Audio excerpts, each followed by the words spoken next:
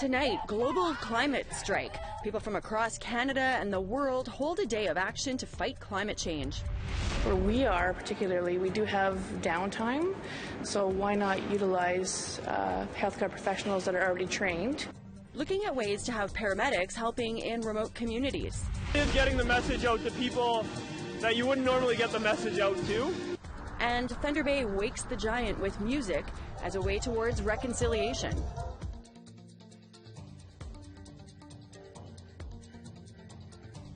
Good evening. Welcome to APTN National News. I'm Melissa Ridgen. Millions of people around the world marched in the streets Friday to demand action on climate change. Students have been striking from school on Fridays to bring attention to the failure of world leaders to address the climate crisis. Those strikes started with Swedish teenager Greta Thunberg, but have gone international. APTN's Justin Brake is in Manhattan to cover the march ahead of the United Nations Climate Action Summit. Well, we're here in Lower Manhattan right now in the streets where there's a huge climate action march going on, led by students who are striking from school. New York City Mayor Bill de Blasio instructed the public schools to allow the 1.1 million public school students in this city to skip class today and join the march and the rallies here in the streets. And the one unifying message among all of the diverse representation in the crowds here today is that global leaders have to listen to science, have to listen to what the global climate scientists are saying, and develop meaningful policies that are adequate, that match what the science is saying, and address the climate crisis. Last year, the International Panel on Climate Change issued a report saying that the world has 12 years to cut carbon emissions almost in half to meaningfully address climate change, which is to keep the climate from warming above 1.5 degrees centigrade. And so far, not many governments in the world are developing policies that are adequate, including Canada. Just a little while ago, we spoke with Ariel Deranger of Indigenous Climate Action in Canada about this. She's here in the streets today. Here's what she had to say. I think this is one of the most significant moments that we've seen where it's not just one group, it's not just one segment, it's not just environmentalists, it's not just climate activists, it's not just Indigenous peoples, but it's young people, it's old people, it's labor movements, it's migrant justice, it's human rights, LGBTQI. It is all people of the world are rising up together to say that something needs to happen. We need to shift, fundamentally shift what we've been doing for the last 500 years since colonization started. So there are millions of people marching in the streets across the world today, and we're here in Lower Manhattan where tens of thousands of people are in the streets, led by students as part of the global student strike on Fridays. We're going to continue to cover this story. Tomorrow, the UN Climate Action Summit begins at the United Nations headquarters here in New York. There's a Youth Action Day. We're going to follow Indigenous youth from Canada and around the world as they're here in New York trying to pressure world leaders to take meaningful action on climate change. We'll be following that over the weekend, so stay tuned to aptnnews.ca and APTN National News next week. And we're going to continue to cover climate change, in particular the intersections of climate change and Indigenous rights and how Indigenous people are disproportionately impacted by climate change and the role that Indigenous people are playing in Canada and around the world. And we're going to cover it all the way up to the federal election on October 21st. I'm Justin Brake, APTN National News, New York City. There was a little more modest climate strike in the nation's capital, but the vocal group of youth also drew their inspiration from Greta Thunberg. A rally of about 150 people began at Parliament Hill, but soon made their way across the street and ended up at the Prime Minister's office, which was soon covered in slogans written in chalk. Mia Bayer draws much inspiration from Thunberg's message. What do we want? Climate justice! When do we want it? Now! Whose future? Our future! Whose future? Our future! Whose future? And I saw that I'm not the only one who is terrified, who cries themselves to sleep every night. And we have the power to change. We have the power in our voices, in our actions, to make the change that we want to see. We don't have to leave that for someone else who has a louder voice, who has more to say. We just need a few simple words, and that is no and stop.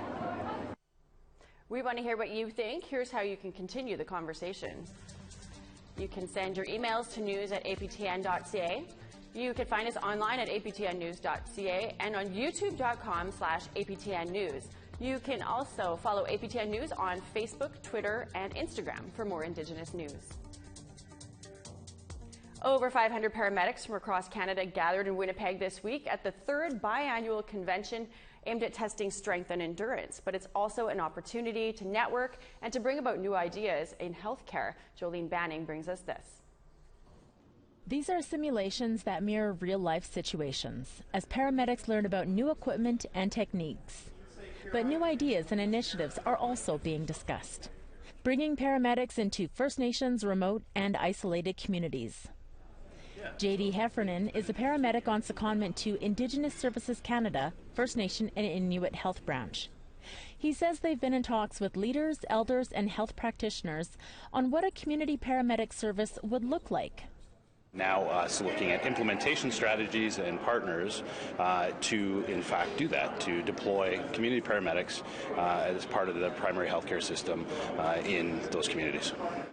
Having a community-based paramedic in remote and isolated community means patients unable to leave their home can still receive care with home visits. Paramedics could monitor chronic disease such as diabetes or monitor blood pressure or pulmonary conditions. Where we are particularly, we do have downtime, so why not utilize healthcare professionals that are already trained? You know, they would need a little bit more additional training, but then they would be able to, monitor the 6 chronic diseases that are prevalent in Canada today. Andrea Joyce, Director of Paramedic Services in Notkamingwaning, located between Kenora and Fort Francis, recognizes there are still a lot of logistics to be considered. Not all communities can support a paramedic service, but they're still lacking those primary care, so they're trying to partner with, community nurses and that type of thing so that they can still have a paramedic up there who works in conjunction.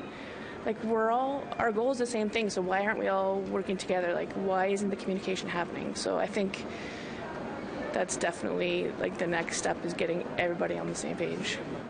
Having another medically trained hand could save a life, especially in rural, isolated Indigenous communities. On our community, the doctor comes in once every 2 weeks, and the nurse practitioner is there once a week, and RPN there 5 days a week, but it's still not enough. Otherwise they have to travel an hour and a half in either direction to get primary care. So the need is there. We just need to get the funding so that we can introduce this into our own community.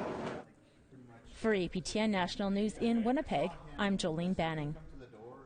For the first time in its history, all 9 justices of the Supreme Court of Canada will be holding court away from Ottawa. It is a public relations event, and it'll be held next week here in Winnipeg. 2 appeals will be heard, a French language issue involving schools in British Columbia and a sexual assault on a child case. There will also be public outreach events at local schools, including Children of the Earth High School and with First Nations chiefs at the Forks. Appeal court justices from all provinces and territories in Canada will also meet with their Supreme Court counterparts at a retreat on Monday. Well, we have to take a quick break, but when we come back, I'll introduce you to some Indigenous candidates in British Columbia running in the federal election. First, here's a look at tomorrow's weather.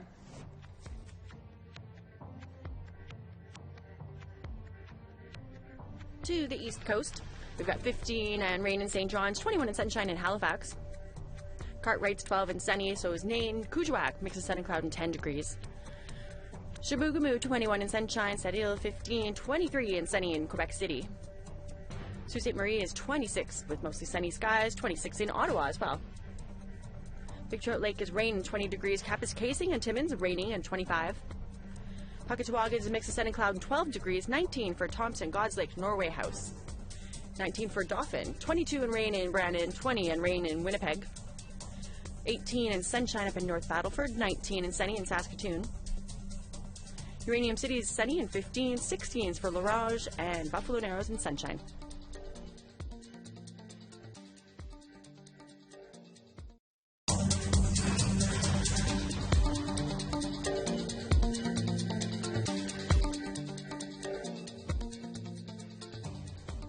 Welcome back.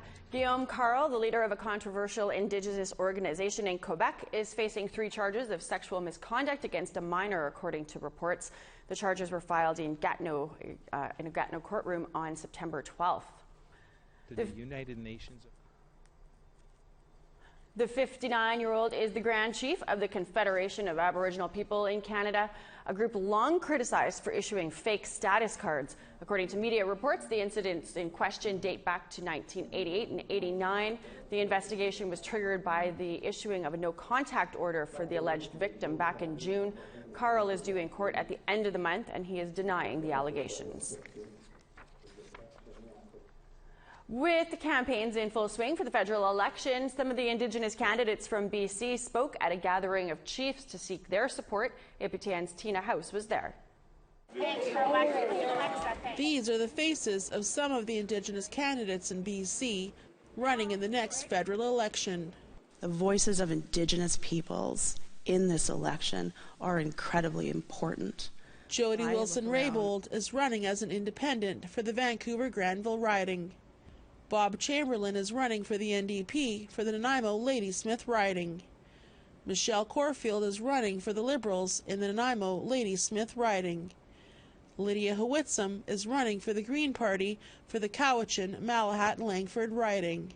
And Joan Phillip is running for the NDP for the Central Okanagan, Similkameen, Nicola riding. And they are here to address the chiefs at the BC Assembly of First Nations AGM.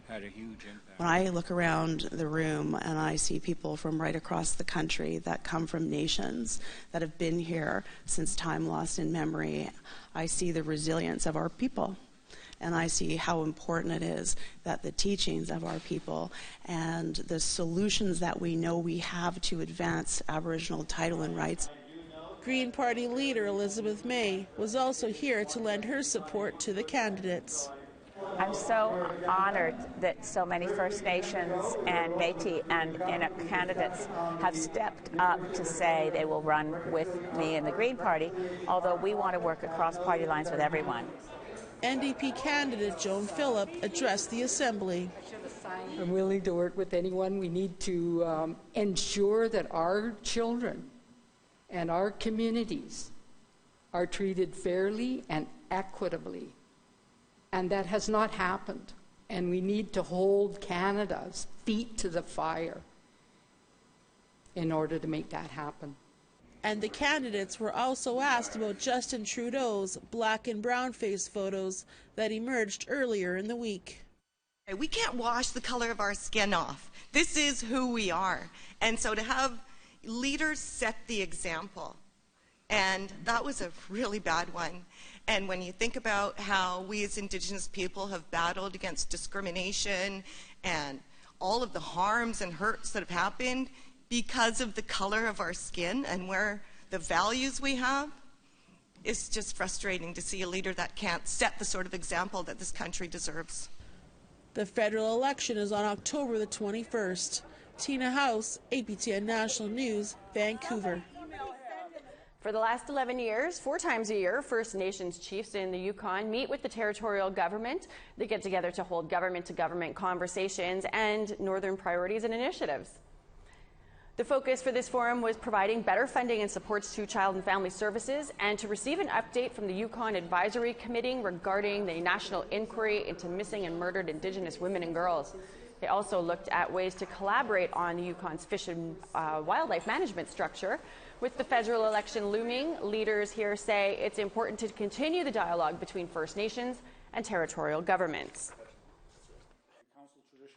It's going to be very important that we bring forward the message that we brought forward through our dialogues over the last 11 Yukon forums and the importance of and the momentum that we've built here in the territory to ensure that we can continue down this path for the betterment of our people, but also to make sure that we can rectify a lot of these indifferences that we've faced over the course of our history together as governments. So, time for us to take another break, and here's the rest of tomorrow's weather. To northern Alberta, we've got 21 and sunny and high level, 18 and sunshine in Fort McMurray. Edmonton's 20 and sunny, 18 and sunshine in Lethbridge. Tofino's rainy and 17 degrees, 17 a mix of sun and cloud in Campbell River. Dease Lake is rainy and 12 degrees, sunshine in Fort Nelson.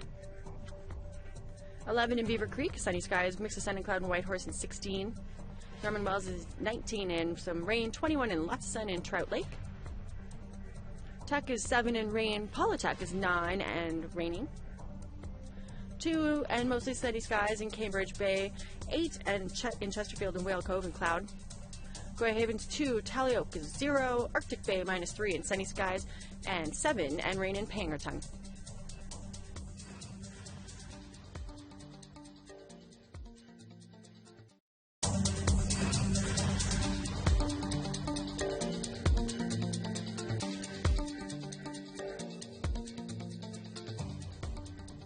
Welcome back. Thunder Bay has struggled with racism and death of Indigenous people over the years, but organizers of a new campaign called Wake the Giant say they're ready to move forward with reconciliation. Willow Fiddler brings us this. Thunder Bay is known for its legendary landmark, Nana Bijou, or the Sleeping Giant. It provides a calmness to a city that can feel chaotic. But what would it take to wake the giant?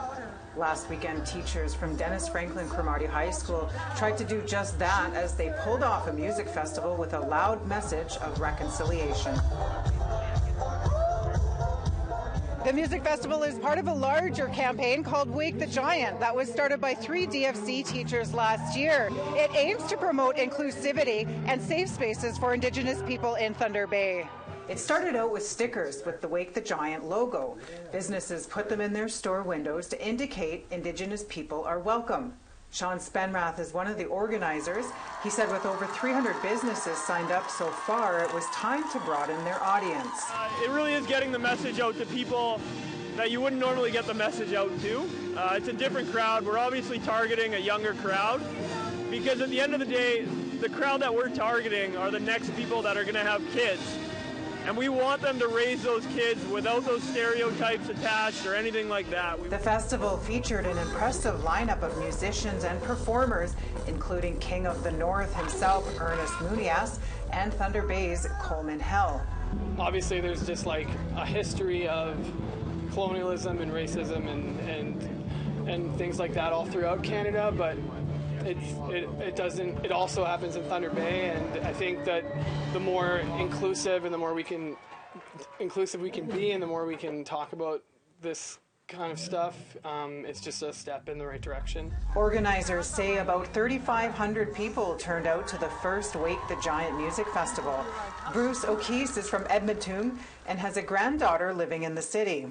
This is the first time they do this, so it's really good for up north people to come and support the event like this, because I just heard about it too just last week, so I decided to come kind of sneak off from work.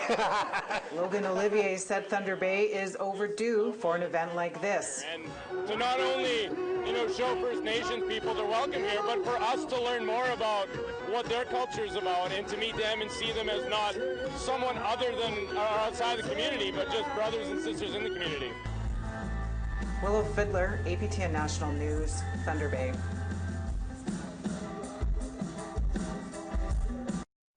University of Alberta scientists are looking for your help if you live in the Edmonton area. Perhaps you saw a burst of light or heard something that sounded like a sonic boom back on August 31st. Well, it was a meteor strike, and scientists are hoping to find pieces of that space debris. They've put out this plea for information. Let's take a look.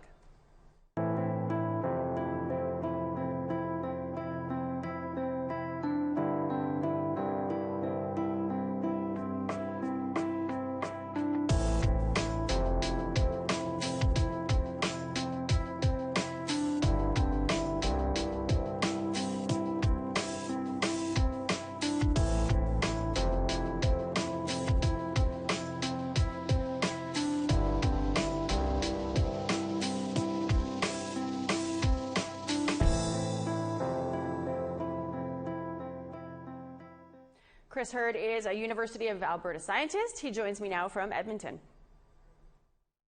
So Chris, what exactly happened on August 31st? Well, there was a bright fireball seen in the sky in the area around Edmonton, east of Edmonton specifically.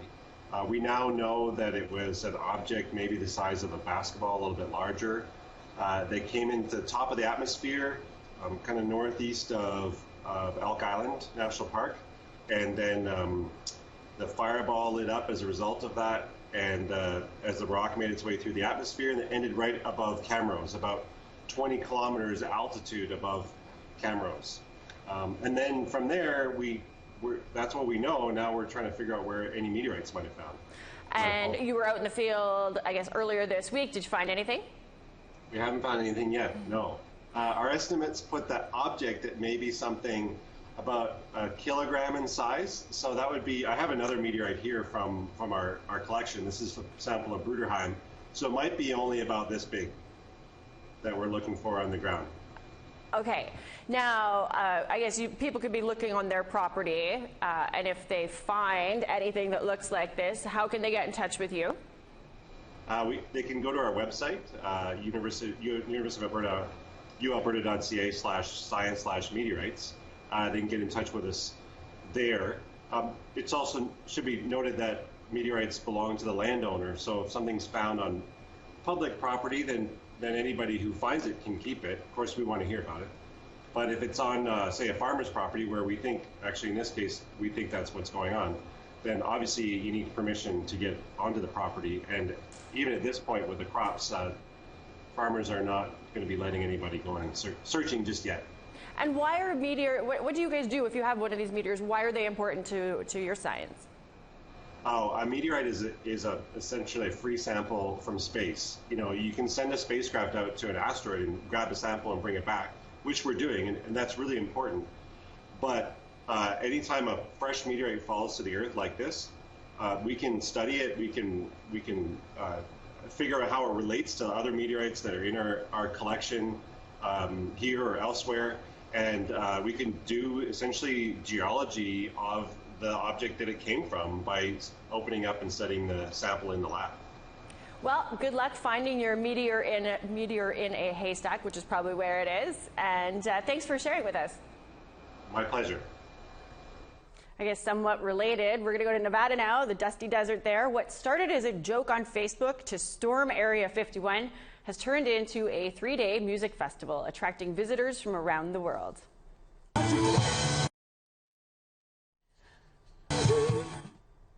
The base has been getting a galaxy of attention since June, when the event creator started a joke Facebook page called Storm Area 51. They can't stop us all, calling on people to raid the base today. 2 million people RSVP'd, prompting a warning from the military. And after all of the attention, the Area 51 raid was turned into a music festival. And here I'm stuck in the office. I could have been out there. Well, that's all the news that I have for you this Friday. If you missed anything during the week, you can always catch up on our website, aptnnews.ca. I'm Melissa Ridgen, and I'll see you back here tomorrow. Have a good night.